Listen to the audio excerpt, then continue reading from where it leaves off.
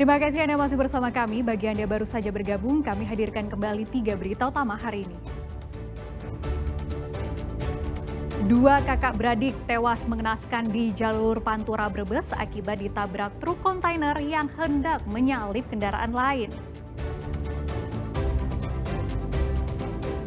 Serunya Hari Sedekah Bumi di kawasan wisata Guci. Warga berebut hasil bumi karena dipercaya membawa berkah. Langit kawasan Candi Gedok Songo berubah warna penuh dengan ribuan lampion warna-warni.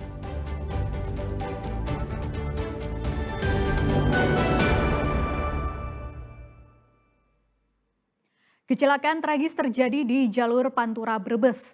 Kakak beradik tewas mengenaskan setelah ditabrak truk kontainer yang hendak menyalip kendaraan di depannya. Sang adik sedianya mengantar kakaknya ke stasiun untuk kembali ke tempat kuliah di Semarang, namun justru keduanya berpulang selama-lamanya.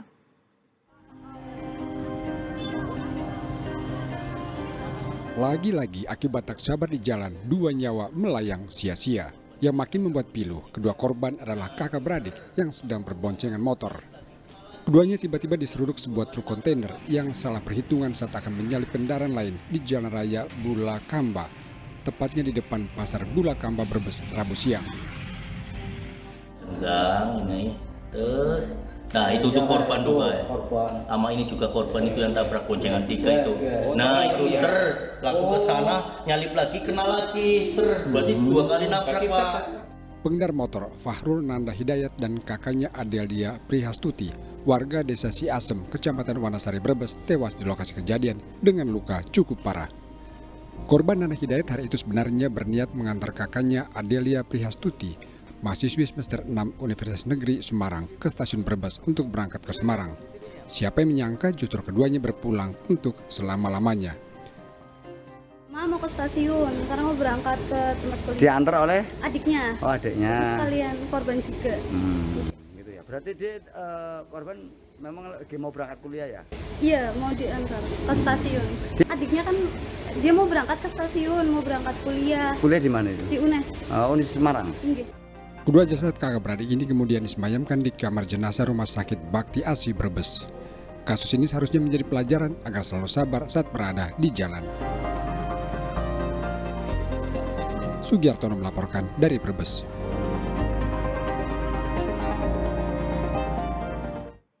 Pembunuh perempuan pencari kerja disergap tim gabungan Polda Jawa Tengah dan Polres Demak di sebuah warung di kota Tangerang, Banten. Sebelumnya pelaku membunuh korban lalu membuang jasadnya di area pesawahan di Jalan Pantura, Demak, Kudus.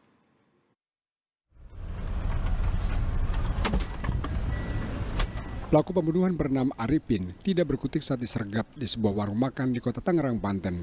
Namun pemilik dan pengunjung warung sempat terkejut saat tim gabungan Jatras Polda Jawa Tengah dan Polres Demak meringkus pria tersebut. Arifin diburu sejak akhir Juni lalu karena membunuh perempuan bernama Sela Handayani berusia 20 tahun. Jasad korban ditemukan di area persawahan di Desa Wonokentingal di Kecamatan Karanganyar, Kabupaten Demak 24 Juni lalu. Ternyata pelaku dan korban sama-sama mencari kerja melalui platform media sosial. Pembunuhan bermula saat pelaku mengajak korban menemui seseorang yang hendak memberikan pekerjaan di sebuah perusahaan di Kabupaten Demak. Singkat cerita, korban mengiyakan ajakan pelaku.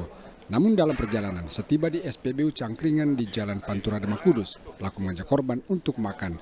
Ternyata ini hanya modus pelaku. Di tengah perjalanan di jalan desa, pelaku turun lalu mencekik korban dan menyeret tubuh korban ke area persawahan. Menurut pengakuan tersangka, ia membunuh korban untuk menguasai harta bendanya guna melunasi utang istrinya sebesar 2,2 juta rupiah. Itu korban diajak makan oleh tersangka.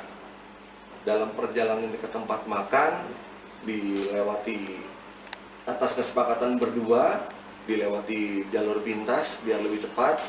Setelah itu terbersit di area persawahan. Tersangka atas inisiatifnya tiba-tiba kepikiran bahwa istrinya dan yang bersangkutan punya hutang pada orang lain sebesar 2,2 juta untuk membayar sekolah anaknya. Polisi menyita barang bukti berupa perhiasan korban, uang tunai, pakaian korban, dan sepeda motor yang sempat dijual pelaku. Tersangka terancam pidana penjara 15 tahun sesuai pasal 338 KUHP. Agus Hermanto melaporkan dari Kota Semarang. Komisi Pemilihan Umum Kabupaten Demak menggelar rapat pleno terbuka rekapitulasi pemutahiran data pemilih berkelanjutan atau PDPB untuk pemilu 2029. Dalam pleno diketahui data pemilih di Demak turun sebanyak 1.970 pemilih. Perwakilan Forkopimda dan partai politik serta Bawaslu mengikuti rapat pleno pemutahiran data pemilih berkelanjutan atau PDPB ini di Aula KPU Demak. Hasil rapat pleno ternyata data pemilih di Demak turun sebanyak 1.970 pemilih. Penurunan ini dipengaruhi banyaknya pemilih yang tidak lagi memenuhi syarat karena meninggal dunia, pindah domisili, atau alih status dari sipil ke TNI Polri. KPU Demak berharap masyarakat bisa berpartisipasi aktif dalam kegiatan pemutahiran data pemilih berkelanjutan ini dengan cara melaporkan perubahan data pemilih anggota keluarga atau tetangga ke KPU Demak. Sehingga pada pemilu 2029 nanti DPT yang disusun bisa valid dan berkualitas.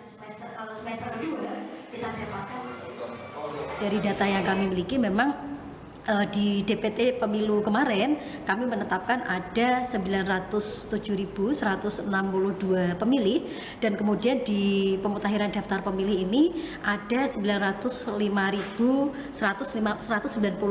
Jadi dari data kemarin turun sekitar 1.970 data pemilih. Nah ini penurunan ini dikarenakan beberapa data yang masuk ke kami ada data TMS yang sekitar 9.000 sekian, ada data pemilih baru sekitar 7.000 sekian termasuk data yang ditangguhkan. Ribuan lampion aneka warna menghiasi langit kawasan Candi Gedong Songo pada Festival Gedong Songo 2025. Festival tidak hanya menarik wisatawan, tapi juga menghidupkan usaha kecil dan menengah.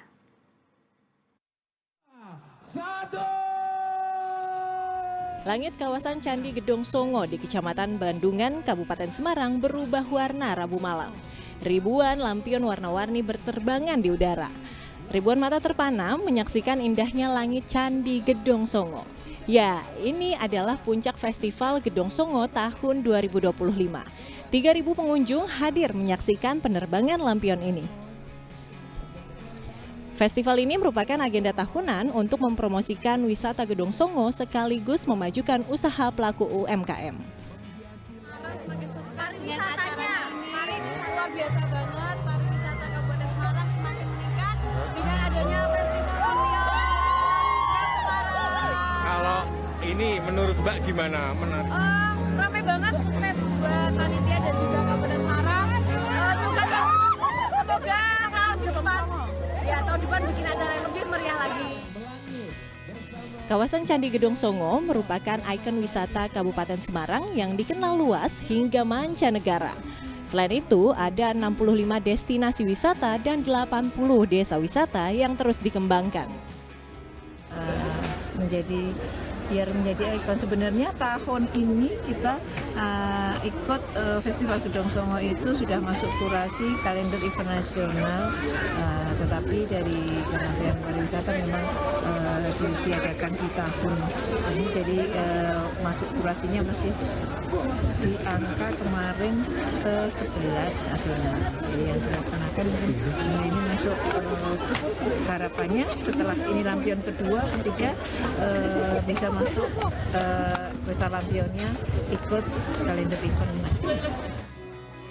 Pesta Lampion Festival Gedong Songo tahun ini merupakan penyelenggaraan yang kedua dengan jumlah pengunjung yang meningkat 2 kali lipat dibandingkan tahun sebelumnya. Festival ini diharapkan masuk dalam kalender nasional. Yulianto melaporkan dari Kabupaten Semarang. Puluhan anggota pramuka penggalang dari 22 kecamatan se-Kabupaten Boyolali mengikuti lomba pungut sampah yang digelar oleh Kuartir Cabang Boyolali. Lomba ini diharapkan mendorong para siswa ikut menjaga kebersihan lingkungan.